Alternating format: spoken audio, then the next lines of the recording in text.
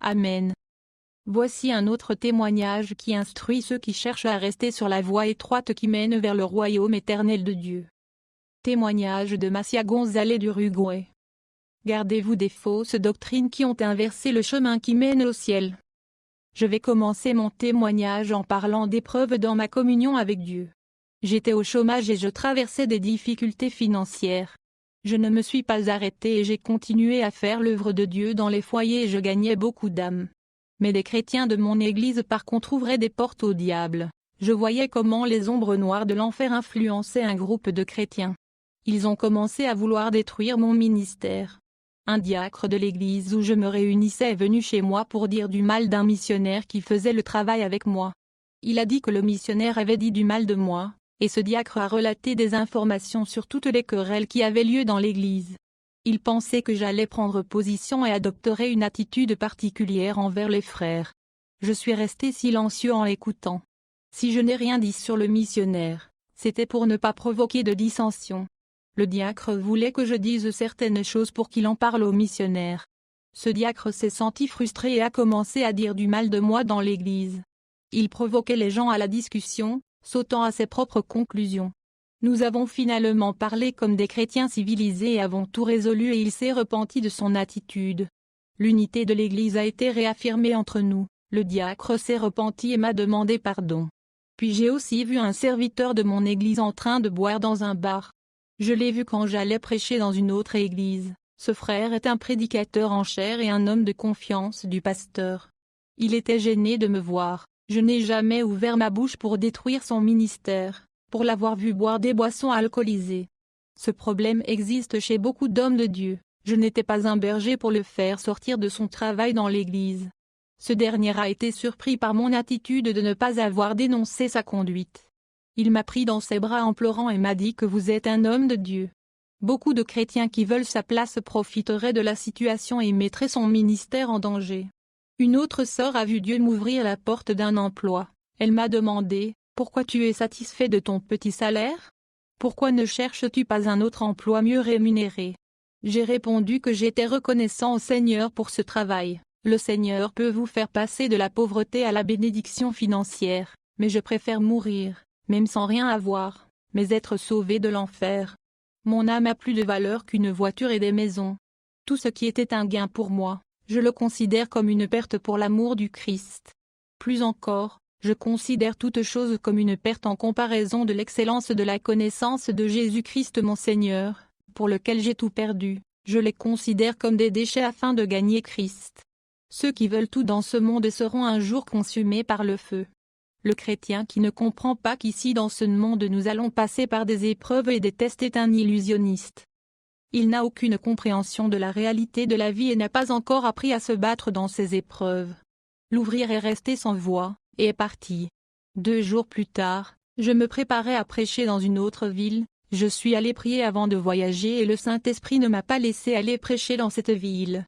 Je n'ai pas compris la raison mais j'ai appelé le pasteur et j'ai annulé.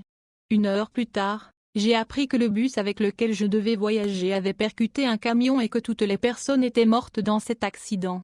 Je comprenais alors comment Dieu dirigeait ma vie, c'était sa volonté dans ma vie et non la mienne.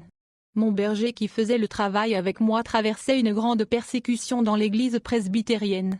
Avec un île sur le poste de pasteur, certains ont inventé une médisance, disant qu'ils l'ont vu ivre, ils ont mis l'église contre le pasteur, et le président a imprimé un préavis pour le licencier de son travail.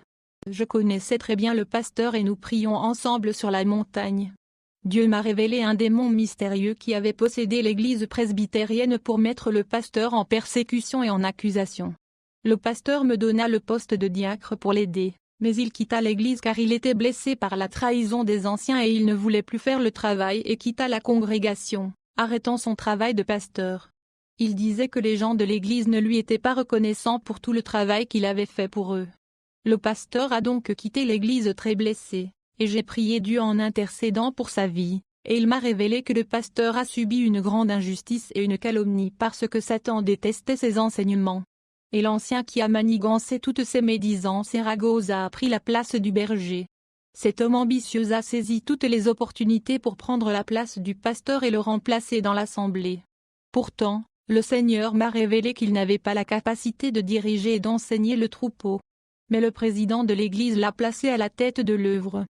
C'était une stratégie de Satan pour s'emparer de la direction de l'Église par son canal. J'ai quitté le ministère à cause de ce qui se passait et Dieu m'a envoyé dans une autre église, où j'ai commencé à faire des services dans les maisons et mes sermons étaient adressés au cœur dans les familles et je nourrissais leurs âmes. Jésus m'a confié la responsabilité de former les gens et m'a envoyé sur le terrain de l'évangélisation dans les foyers. L'Église doit être formée comme une armée de soldats qui ne quittent la caserne que pour avoir un impact sur les vies. C'est la marque de l'Évangile de Jésus et nous devons faire une différence dans la vie des gens sur la terre. L'église où je me réunissais remplissait les gens de bonheur lorsque nous allions dans les foyers et que nous apportions de l'aide aux familles. Nous avons ouvert des maisons pour restaurer des gens sous addiction. Les gens qui arrivaient détruits et meurtris par la vie repartaient restaurés et convertis. De grands serviteurs de Dieu sont sortis de ces cliniques. Nous sommes entrés dans des villages dominés par le trafic de drogue, nous demandions la permission de faire le travail de sauver des vies même dans les forêts, où nous sommes allés prêcher aux Indiens. Nous avons uni nos efforts avec le soutien de l'Église et le résultat était le plus grand nombre d'âmes converties. Nous gagnions des drogués, des alcooliques et des sans-abri. L'Église a augmenté en nombre de nouvelles personnes se convertissaient. Nous traitions ces personnes avec classe et dignité. Il ne sert à rien de gagner des âmes et d'ignorer ensuite leurs besoins d'assistance et de formation. Tout l'argent des offrandes était converti en travail pour changer des vies, pour moi et ma femme. J'ai vu mon ex-pasteur qui avait été diffamé. Il fumait des cigarettes et était torse nu. J'ai failli ne pas le reconnaître dans cette situation car il s'éloignait de plus en plus de Dieu. Son apparence était déjà celle d'un homme impie et il buvait. Sa spiritualité se dégradait. Je n'étais pas habitué à le voir dans cette condition. J'étais encore ami avec lui. Je ne voulus pas accepter de le voir vivre cette vie. La nuit, je me suis mis à prier Dieu pour qu'il fortifie le pasteur. J'ai prié pour la situation des églises. Cette prière était différente car je sentais le Saint-Esprit. Je pleurais à l'intérieur de moi, en conséquence une force a tiré mon esprit hors de mon corps.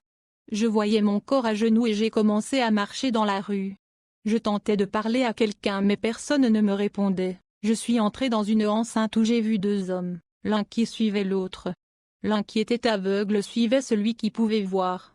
Lorsqu'ils sont arrivés devant une maison, ils sont tous deux entrés dans la maison où la porte était ouverte. Quelques minutes plus tard, la maison a pris feu et a brûlé. L'homme qui pouvait voir s'est échappé mais l'aveugle est mort brûlé dans le feu. J'avais le cœur triste. Une voix m'a dit que le pasteur qui a pris la place de votre berger est l'aveugle qui a brûlé à mort. Satan va détruire sa vie. Il n'est pas fait pour cette position. Je continuais à marcher sur la route de la vie, et je vis un aveugle qui était devant et qui conduisait un homme. Une fosse était juste devant, et ils tombèrent tous les deux dedans.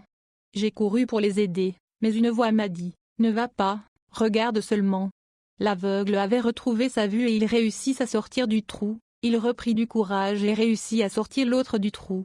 Toute cette vision disparut soudainement de ma vue. L'ange du Seigneur m'apparut et m'expliqua la vision. Il me dit que l'aveugle qui est sorti du trou et dont la vue avait été restaurée pour aider son ami, c'est toi. À partir d'aujourd'hui ta vision dans le monde spirituel est ouverte et ne se fermera plus. Plusieurs tomberont dans la tromperie de Satan, l'autre aveugle qui a été tiré du trou est ton ancien pasteur qui a cessé de faire le travail. Il est tombé dans un trou mais tu as intercédé pour le sortir de la fosse des ténèbres. Les bergers de l'église presbytérienne ne peuvent pas se sortir seuls des pièges du diable. Ensuite, l'ange m'a emmené en enfer. J'étais dans une partie de l'enfer qui était boueuse. En enfer, les gens qui sont dans cette partie sont enterrés dans la boue jusqu'au cou. Ils sont enlisés dans la boue, leur péché, et ils s'enfoncent dans cette boue. Ces personnes sont oubliées par Dieu et paient un prix élevé pour ne pas s'être souvenues de la voix de Dieu sur terre. Je suis allé dans une galerie de l'enfer où j'ai vu les chrétiens qui ne vivaient pas la parole de Dieu. Ils avaient les jambes déchiquetées parce que quand ils étaient sur la terre, ils portaient des shorts et laissaient voir leurs jambes. Je vis aussi des femmes qui portent des jupes courtes laissant apparaître leurs jambes en cet endroit. Je vis aussi des femmes qui laissaient leurs dos nus dans leur habillement. Je vis aussi les gens qui étaient en enfer car ils ne pensaient pas à Jésus de leur vivant, le traitant comme s'il n'avait jamais existé. Maintenant ils ont réalisé que Jésus est réel. Jérémie 13 verset 16, « Rendez gloire à l'Éternel, votre Dieu, avant qu'il fasse venir les ténèbres, avant que vos pieds heurtent contre les montagnes de la nuit. Vous attendrez la lumière, et il la changera en ombre de la mort, il la réduira en obscurité profonde. Je vis en enfer des montagnes ténébreuses avec des ombres maléfiques qui tourmentaient les âmes. L'ange du Seigneur m'a emmené dans un endroit où je vis une fille qui était vagabonde quand elle était sur terre. Cette fille avait reçu plusieurs délivrances. L'ange me dit que cette adolescente était une chrétienne de la ville. Elle avait commencé à consommer beaucoup de drogue mais Dieu l'a délivrée d'une overdose. Elle n'a pas regretté ses actes et a continué à se droguer. Puis un garçon lui a tiré dessus pour la tuer. Un ange lui évita la mort lorsqu'elle allait être tuée. Malgré tout cela, cette jeune fille ne parvint pas à se convertir. Elle était un instrument de louange dans la maison de Dieu.